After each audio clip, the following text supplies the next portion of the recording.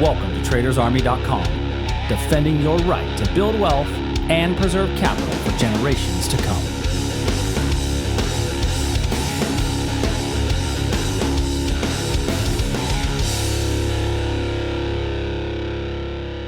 Yeah, Tuesday. What up, what up? Hope everybody's having an absolutely amazing day. Welcome to the Tuesday morning edition of the Daily Market Commentary. I'm your host, Chuck Fulkerson. We are seeing a little bit of a pullback off of our all-time highs. The S&P and NASDAQ both a little bit of a pullback. Crude oil has come down just a smidge and is somewhere between our levels of supply and demand. Welcome, everyone. This is the Daily Market Commentary, where we look at the same 10 to 12 futures markets every day from an educational perspective, identifying potential breakouts and reversal trades. Real quick announcement. We have decided in honor of Independence Day, we're going to do one more week for our summer promotion, so you can get the first 3 months of your Traders Army membership for 50% off. So go to TradersArmy.com, use the promo code SUMMER50 for 50% off. It ends on Friday, so we will end that on Friday, July the 5th. All right, let's go ahead and dive right in.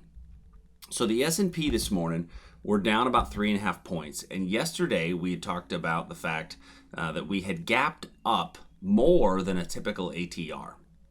And when you gap up more than one ATR, it's difficult for you to get a strong gap and go. And that's kind of what we saw occur.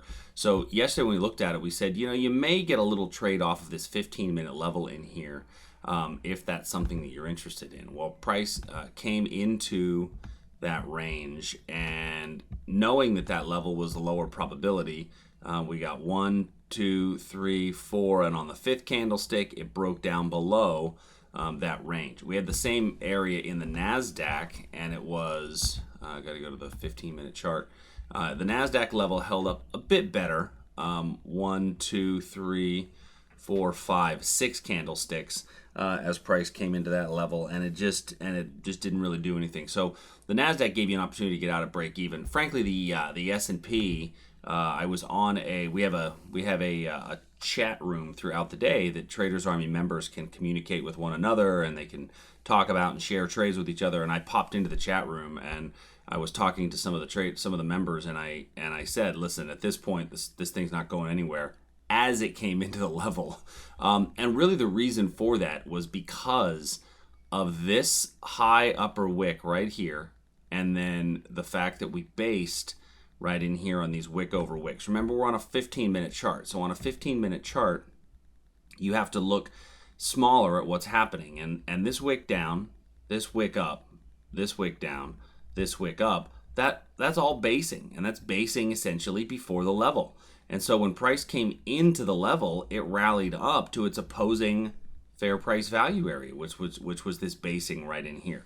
That's actually, what occurred. It rallied up to that region, and then it fell off and sold off down through there. So if you were in front of the markets when it got there, then it gave you an opportunity to at least move your stop to break even as price was there. So that was one of the member chat rooms that we were in yesterday, as some of the traders were sharing ideas back and forth. We had talked about, hey, take this stop, move it around, just to make yourself safe. But then what happened is, if you notice, that old area of demand acted as a new area of supply. If I put those lines back on, you'll see that it then acted as a new area of supply, both in the S&P and the NASDAQ. It actually worked much better in the NASDAQ than it did in the S&P. And so in both of those levels, we had a little reversal point. So now what am I looking at for today? Well, we've got this little European market area right in here. Here was the opening of the European markets. Was what basically looks like this 15-minute double top level up here, which could still hold for a potential reversal. I would be okay if you wanted to try on an hourly chart. Now remember, it's always lower probability trying to do anything regarding shorting when you're at or near these all-time highs. But I'd be okay if somebody wanted to go, on a pullback up into this region to get short, and possibly even on a 15-minute time period, looking at this area here. Now we are basing in front of this level, And so it could be an opportunity to get short, frankly, as of now. I'm recording this at 4:52 in the morning Central Time. And so this is really an overnight kind of level and an overnight area where your trade would be setting up off of one of those levels. Now, where can we go to? So looking at where we might fall, if I go back to the hourly chart, this was the area that we had identified on I think it was Thursday of last week as a potential reversal that we wound up going through. And this is one of those chances where old resistance can oftentimes act as new support. I want to see if this level holds today. Remember, I still need at least a 2-to-1 reward to risk as price would come down into this level for me to be interested in this.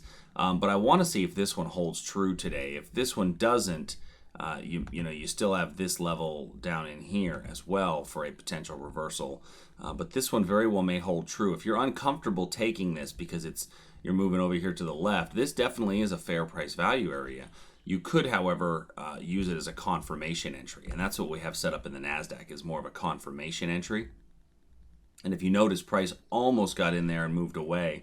And now we're kind of basing in front of it. So it's a little bit less probable. So I'm going to remove actually the NASDAQ level because we came so close to it and it was already a difficult one. But I am going to add this wick over wick area right here. Now, wick over wick level, I think, is a good one that still may be able to hold. Moving over to crude oil. So as I look at crude, we see that crude is still between our areas of demand and supply. This was the area off of our prior demand on the gap up. We, I think, have a better chance of price falling from this level, as we see right here. This little rising wedge that we have here. Let's see if price falls out of that level, although our better demands don't come into play until somewhere down in here. And then in gold, we've got an area somewhere up here where we still may see a reversal. Not a whole lot has changed from yesterday in gold. We're still between our levels of demand and supply, although we've now given us a pretty decent excuse to look at this area here for a breakdown. So let's look at that area there for a potential on the breakdown. As far as our currencies and bond markets go, not a whole lot to report. The only real thing that we had yesterday that's of any substance in the currency markets, the bonds and currencies are all exactly the same as they were yesterday. We're still between our levels of demand and supply, so nothing really to talk about in the euro, the Canadian, or the 10-year. But the Aussie price had our breakout trade, worked extremely well. So let me know if you took the breakout trade, came down and hit its target, and then we got to this area here and rallied back up to our opposing level. Remember, if you get in at this demand level, your stop has to be below here. So we didn't come all the way down to that zone, and now we've rallied back up to the opposing level. So both the breakout and the reversal in the Aussie seem to be both fairly effective, although the reversal, you may or may not have taken your stop and moved it to break even and been stopped out on this candlestick right here. But the breakdown worked exceptionally well in the Aussie, so now we've got this level down in here. Now, we could see a bit of a reversal off of where the breakdown started, right in here, and that's where we're going to, but I don't like the fact that we're basing in front of it, so I need to remove that as an opportunity. Great British Pound, we did come into our confirmation long. However, 6 candle rule certainly came into play as we came into our level, right? And we came out 1, 2, 3, 4, 5, 6. After 6 candles, price had gone nowhere, and then it continued to essentially go nowhere. And so now I'm going to remove that level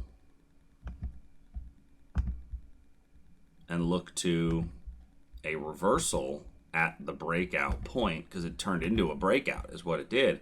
Oftentimes that's what you'll see. One of the benefits of using the 6 candle rule is that the 6 candle rule oftentimes sets up for future breakouts, and that's what we had here in the pound, as now we're kind of chopping around in there. So all in all, just follow your rules. As always, make sure that you are looking for levels of both demand and supply that are high probability, and then take those trades as they come. If you've got questions, please send us an email, support@tradersarmy.com. Until tomorrow, everybody, I will talk to you soon. See you.